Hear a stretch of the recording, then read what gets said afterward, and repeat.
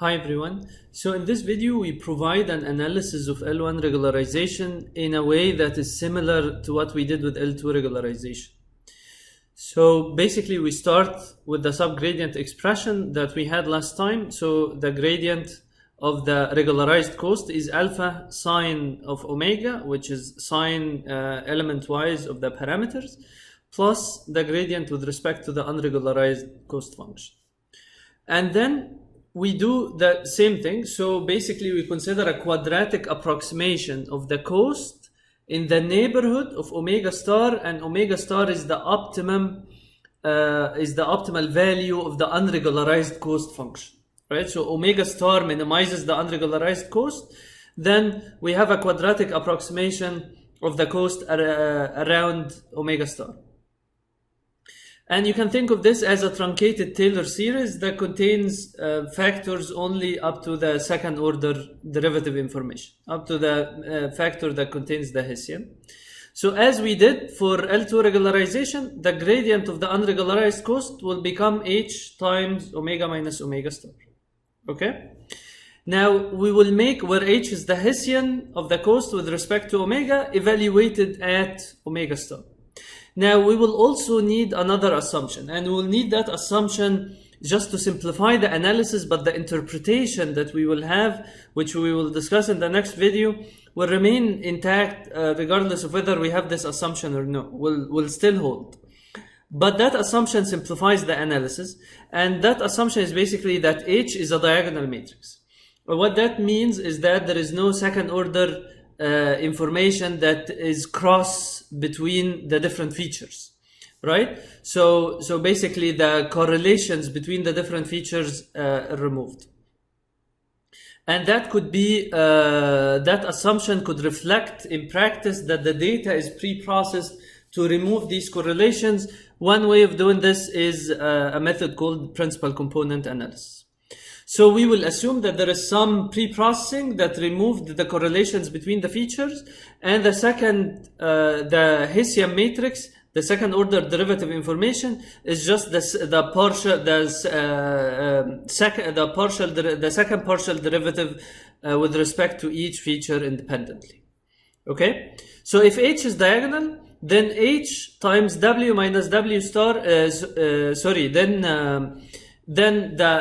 remember the factor that's added to the cost is given by half W minus W star transpose, and I'm going back to the part about L2 where we had that element, times H times W minus W star, right? So if we have, and let me go back here to where we had this, right? So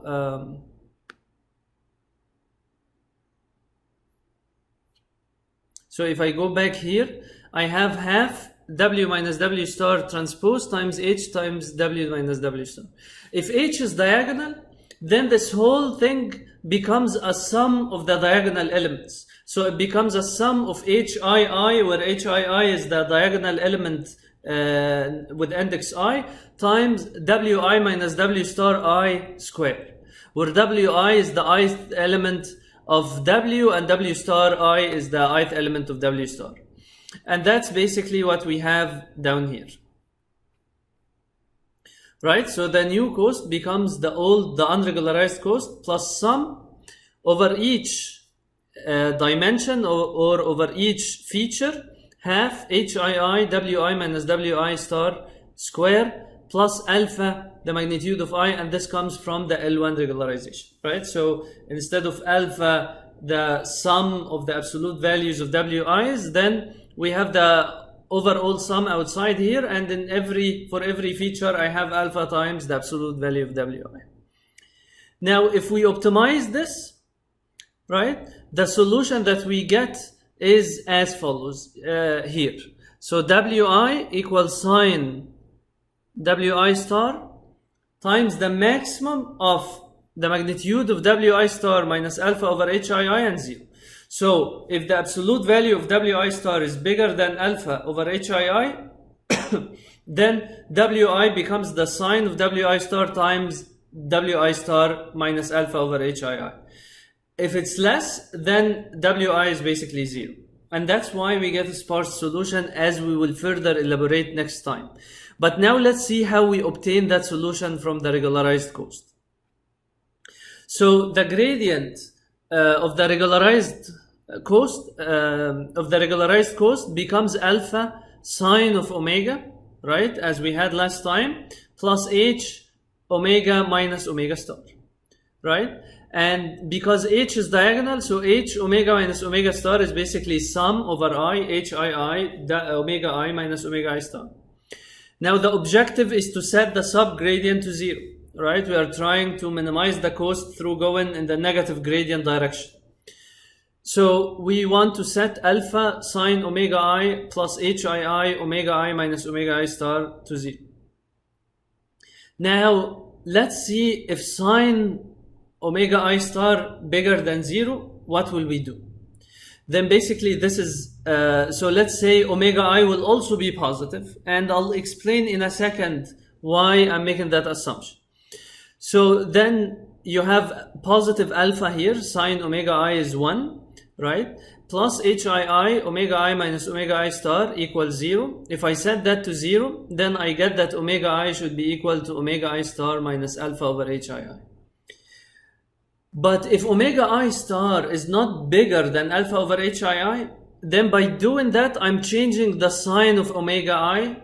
So then that actually will not set the subgradient to 0, because all that analysis is assuming that sine of omega I will be 1, right? So in that case, so this is under the condition if omega I star is less than alpha over HII.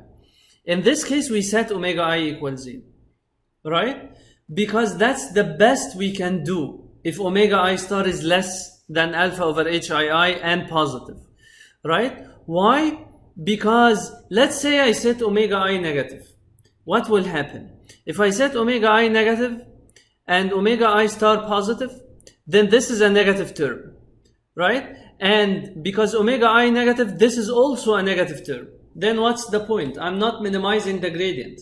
So the more I make it negative, the gradient will have a larger negative value, right? But I want actually to approach the point where the magnitude of the gradient becomes 0, right? Because this is what happens for cost functions, and this is the assumption behind gradient-based learning, is that I want to reach that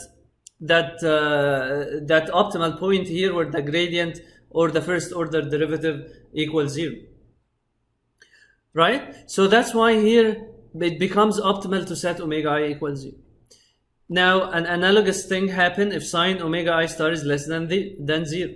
Then if I go back to this, it becomes, and I try to set it to 0, I get that omega I should be omega I star plus alpha over HII. Unless omega I star is less than minus alpha over HII, then in that case we set omega I to 0 as well, because the sign of omega I will be positive if I don't do that. Right? So if I combine these two conditions, that's basically the same as saying that the absolute value of omega I is less than alpha over HII. And this is basically what we have here. The absolute value of omega I star minus alpha over HII.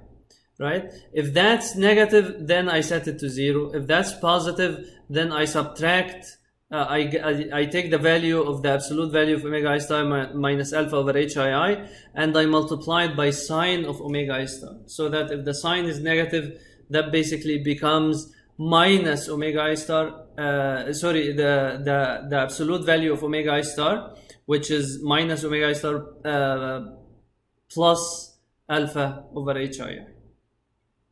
Sounds good? Thank you.